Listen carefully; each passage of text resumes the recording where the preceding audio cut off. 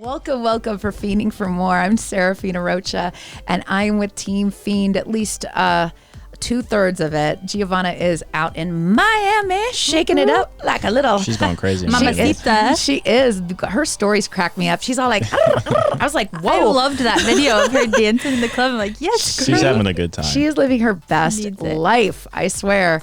We are living the good life, but I would definitely like to be in Miami with her. Well, I am so wondering, like... All right, that was wild. We just got done shooting with Dr. Auburn and Cara Quigley, and we were all kind of like, there was definitely nerves within me, but I wanted to know, like, what were you guys thinking was gonna happen, and did it?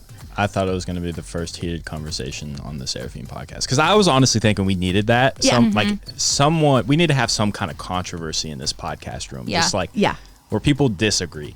A lot of people agree, and that's awesome. Yeah. But I want a podcast where people disagree. Totally.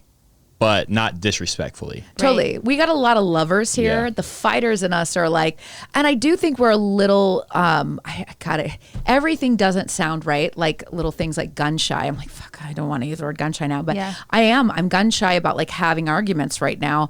And the other thing is that I agree with both of them about so many things. But Cara's a hot tamale, man. She is. I think the thing that I noticed is just like they're both extremely powerful women. Yeah. They're both extremely educated in their fields. Yeah. So it was cool to see them come together, and that they agreed with most of the things. Yeah. Yeah. Most of the things they were on the same page about. Yeah. Well, I learned a lot. Yeah. So I'm curious, like, because you see where I sit, and you see like the looks on my face, like, oh shit. What was your reaction to watching those two? I was just inspired, honestly, by their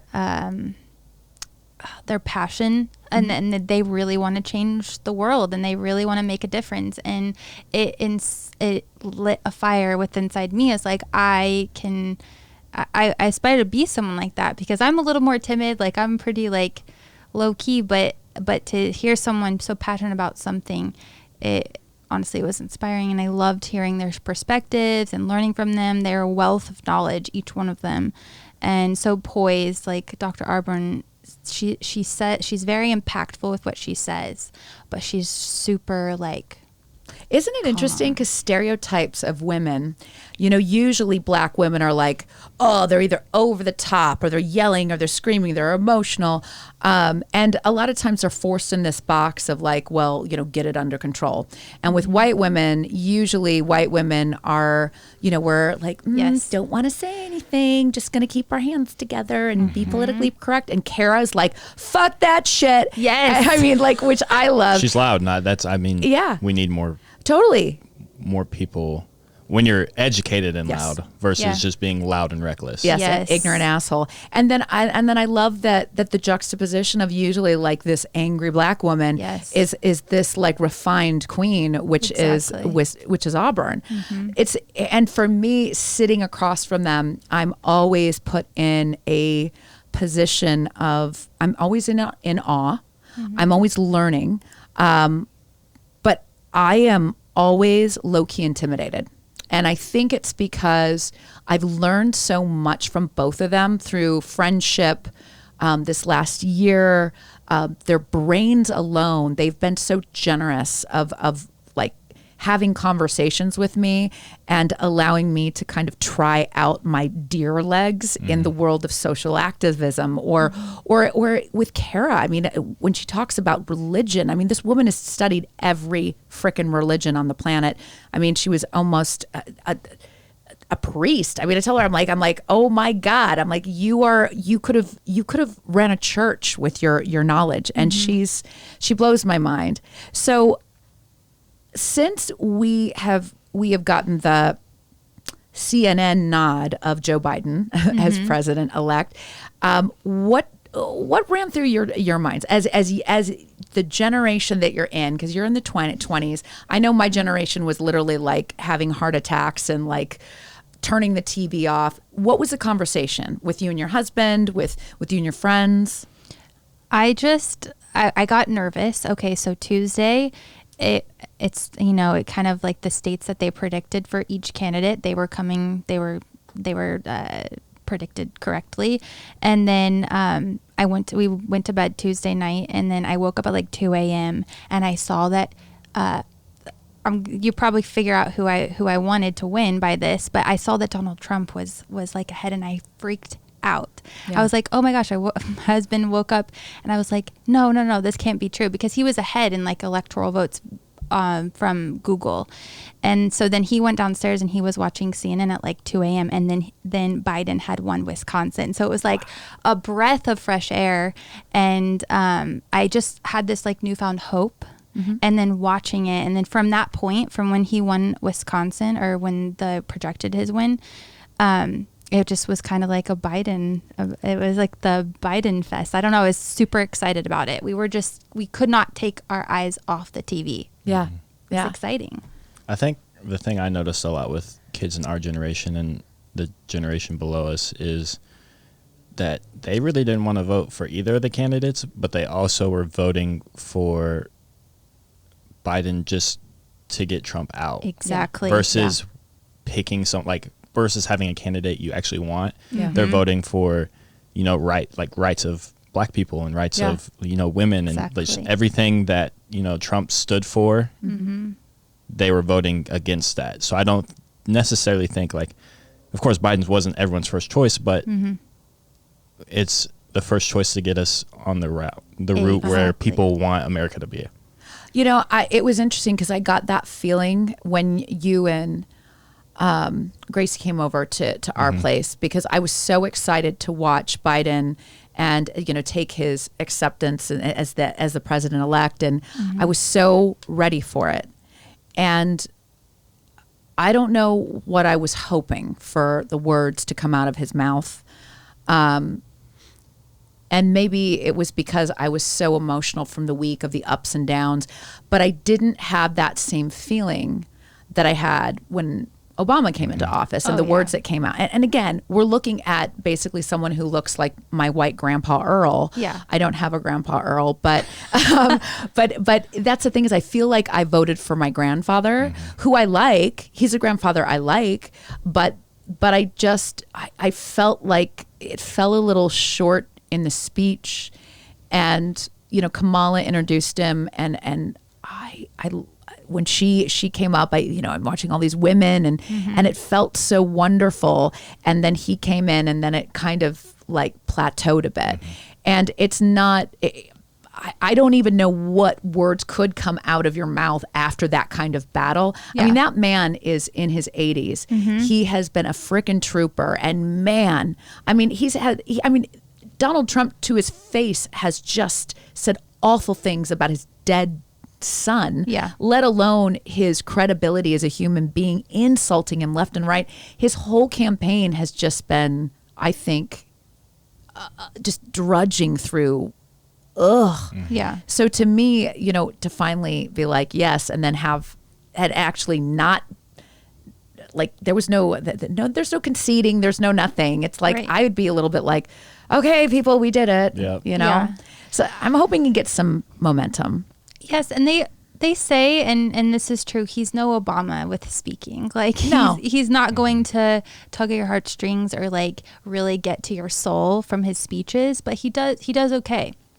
Now, what he really supposedly thrives in is his one-on-ones, his interactions with people in person, and connecting with children and whoever is in front of him. So I think that's where his sweet spot is. But I would agree with you. I was nervous for him in the speeches, because I know how people tear him apart because they think he has dementia and like all this stuff. So I was really like nervous, but it was nice to have something that resembled a normal presidential speech for the first time in 4 years.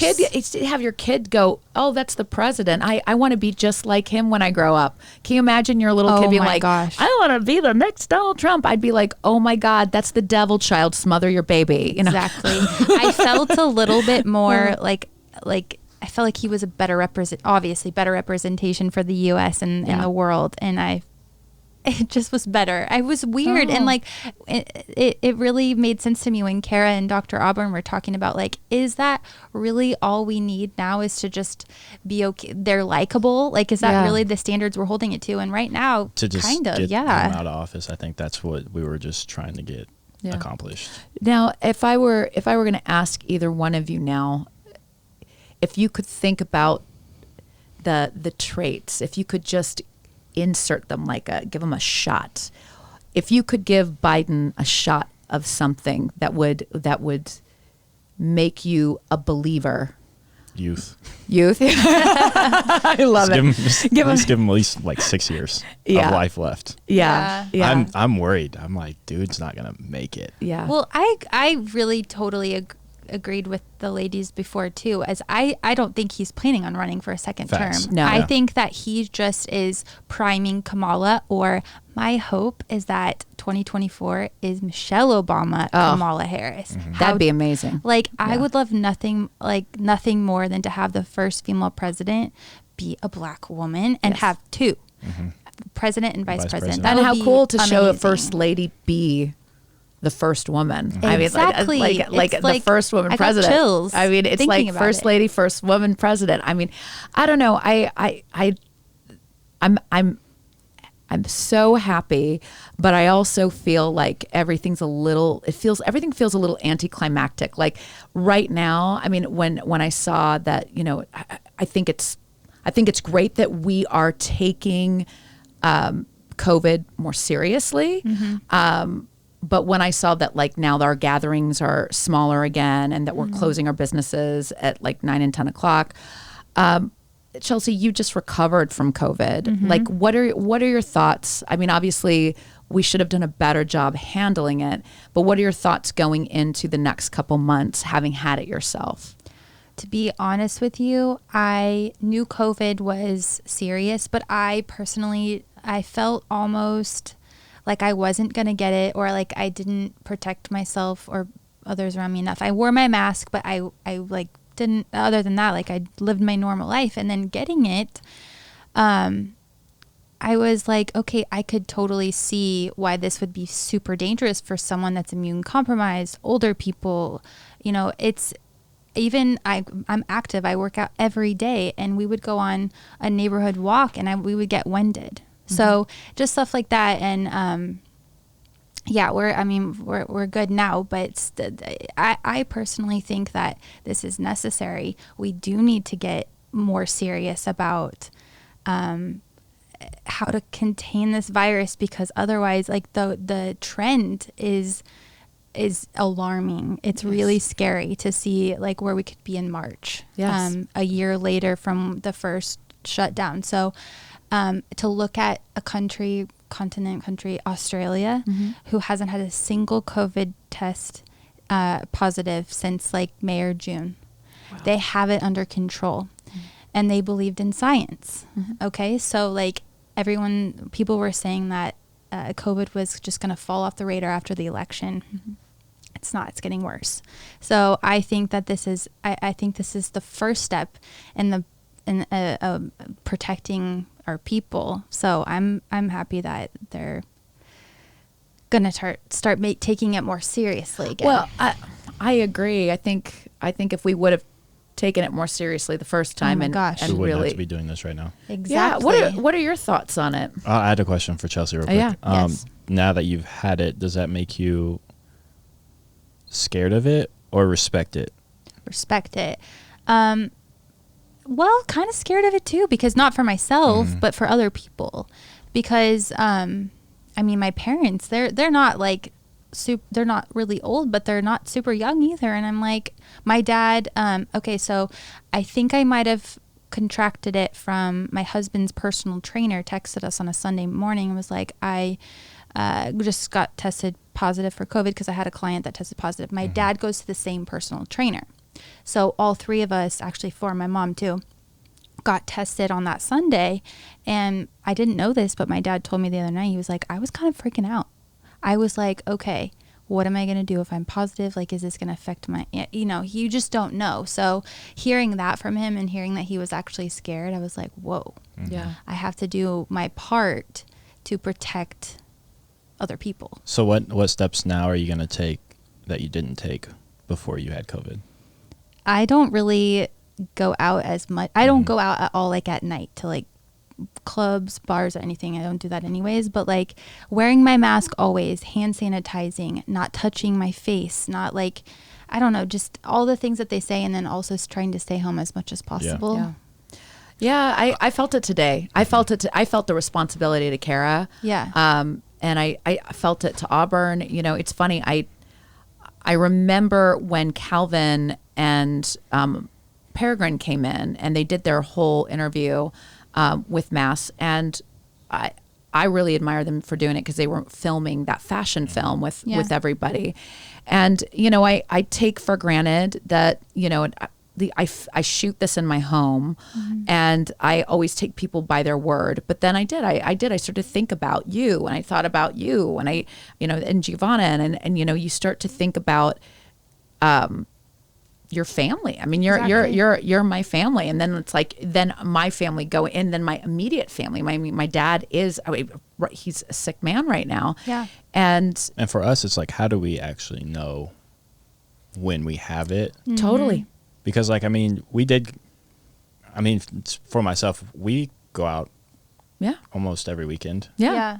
I can't speak for Giovanna or Chelsey, but like once like bars and stuff started opening, like I went out to a couple bars, a couple clubs. We went out this weekend together. And I mean, and that's the thing is like, I feel comfortable. I mean, because I see you every day. Yeah. And I also know that like you wear your mask and you clean your hands, but then again, it's just like you don't know. You don't know until you know. Totally. And by the time you know, it could be too late. Yeah. And you could have affected somebody so that's the hard thing with me. And I've also come to realize like the times I go out, I don't really want to go out. Yes. I'm just going out.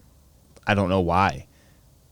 But I kind of came to the realization recently. I was like, if I don't really want to go out and I go out and I spend $80 on 3 drinks, and it's like, and you're putting yourself at risk. And it's just like, one, why am I spending money? Yeah.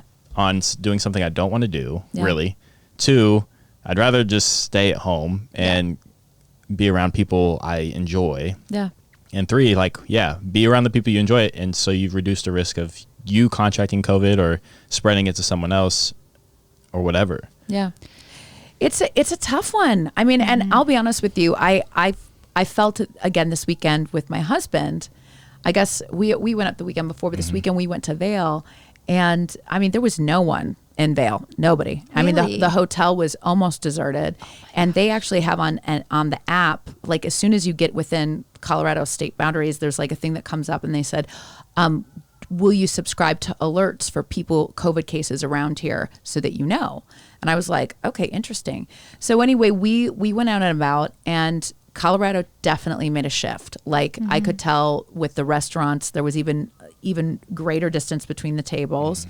There was quite a few places. Obviously, it's off season for skiing until the 25th. Yeah. So there was a lot that closed, but there were some places that they were like, yeah, we closed anyway because it's off season. Plus it's COVID. Yeah. So then that night we had these fancy reservations. We're going to go out, and we ended up staying home in the hotel. Yeah. And I can feel it in me a little bit now of just, not a little bit, a whole lot. It's something changed.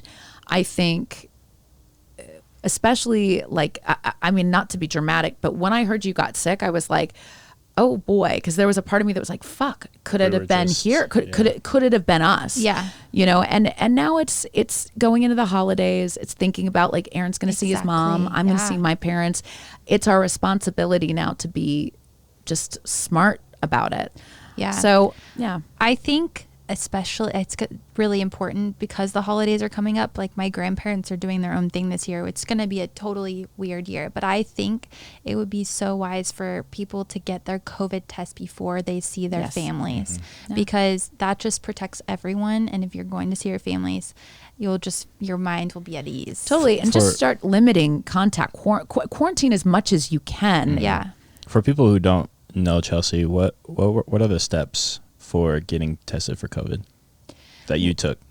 So I went on CVS. That was close to me, and I the time that I did it, there were a couple appointments open, so I signed up. But now it's really hard to find appointments available or like slots or whatever.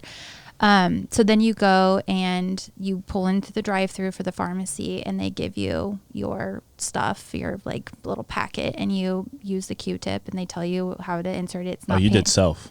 I did self. Oh, okay. It's not painful at all. It's a little funny feeling, but then you just put it in your little vial, and then you put it in the thing. And then they texted me in 2 days. So we quarantined for those 2 days. And then when they told us that I was positive, I was like, all right, here we go. Yeah. We're quarantined for 2 weeks. And I didn't have my cat at the time. So he was at my parents' for 2 weeks. Oh, that sounds way easier than the time I had to get tested. When I got tested? Yep. Yeah, I got tested. Oh, man. That was right around the marches. Was it March? I think it was. It was right around the marches because it was Stephen had it, right? Because when did we start doing it if you're bad? That was the beginning of the summer.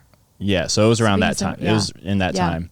I had like went 3 different places, and some places you had to have like I don't know, like it was just very frustrating to me when someone comes up to me and is like, hey, we had contact with someone with COVID, you need to get tested. And then like, it's impossible to get a test. Yeah. And I think that at the beginning of COVID, you had to be someone that was immune compromised or elderly, or you had to like meet those certifications because they didn't have they weren't as readily available. They were like, okay, so this is the thing that frustrated me. It was like, oh, kids of my age don't usually have symptoms, but they could still have it. Yeah. So then I call the people and I'm like, hey, I was with someone that got tested positive for COVID. They're like, do you have symptoms? I'm like, no. They're like, oh, well, you can't get tested. Yeah. Yeah, that makes zero sense. They're like, oh, you can just self-quarantine, which that's cool. I get it. But like, I need to get tested. Yeah. I need to know what's going on in my body. Exactly. But so I'm hoping that with the rapid testing, there comes in some places you can get like immediate results, which I think will help so much. Like I think that will be essential to be able to travel again, because if you can be tested right there at the airport, and then you get on, then they'll be able to contain that so much better. I think European countries will feel better about letting Americans in, which is kind of embarrassing that we're locked down. How many false tests are there? Yeah, that's how many false tests have I don't know the actual number or I got in there, but how many are there? And that, I mean, there's just so many variables that can that play into it. Yeah. What if you didn't, swab your nose good enough and you actually have it, or if you didn't go far enough, or something like that? It's so like there's so many different variables to it, and I mean now I mean the only thing you can do is have a little bit of humor and be like, well, I guess if we're back into quarantine, I guess we're gonna be online. Make a lot of podcasts. Yeah, a lot of podcasts, and we're gonna be doing a lot of like gaming. Will be a lot of shopping online. Perfect for the new PS5 and the Xbox if you can acquire it, because they did a online only release this year. Yeah, so they did an online only release. I'm assuming due to COVID and because they're not gonna have as much no one's going to Best Buy. Right. Yeah. That's really good that they did that, though. Yeah, but they didn't have any, firewalls to protect themselves, because people built bots that ended up buying. This one guy, I remembered reading this. He spent over $100,000, bought 700 plus PS5s, and then posted them all on eBay. Wow. For $1,500 to $1,800. Oh, wow. And people are buying these because they're sold out everywhere. Yeah. And they retail for $500. Oh my gosh. We need to acquire some bots, man. I think I did some math. It was like $5 million. Was it $5 million he would make off of that if he sold every single one? But my thing is isn't that illegal somehow? Is there? There's a word for it. Yes. But I can't remember exactly what it was, because then I brought in the. I was talking to somebody about this. Then I brought in the dude that bought all the Germex and stuff. Yeah. And then posted it on Amazon. Yeah. And posted it on Amazon. But then because I think it was a national emergency, Like he had to just give it away. Yes. Like he wasn't able. Do you remember seeing that? It was illegal to post or to, because people were selling hand sanitizer for like $80. Yeah, well, $80. Welcome to the medical world where masks, any PPE, like right now, those medical companies are making bank. Oh, yeah. And they are holding hostage so many different companies and hospitals. It's crazy to think about it. And I mean, the one thing that it's a little weird is, you know, a lot of people aren't making money right now, and people are trying to figure out ways to make money. And then those of us who aren't making that much money are shopping because what are we doing? We're bored out of our mind. And it's like, oh, I guess I need that. Or I'm going to I'm like, oh my God. I mean, right now that it was so embarrassing on my phone. I looked at the usage and I was your like, hours were up probably. Oh my God. Oh my God. It's gross. It's gross. It is. I would love to see the usage hours from a time before COVID to now. I know. It's so freaking depressing. It's totally changing our entire world. COVID is changing how we do business. It's how we have interactions with people. Restaurants are being, I think that something kind of positive, not positive, but cool about the businesses having to be innovative. And New York, they're doing all of their, if you don't have outdoor seating, you can't open. So they're being pretty cool and innovative with how they're designing them, which I think is kind of fun to see. You know, people making lemonade out of lemons. Well, and just using your brain to be creative about how to do something or make money. The thing that I've prided myself on is to not just my aesthetic appearance.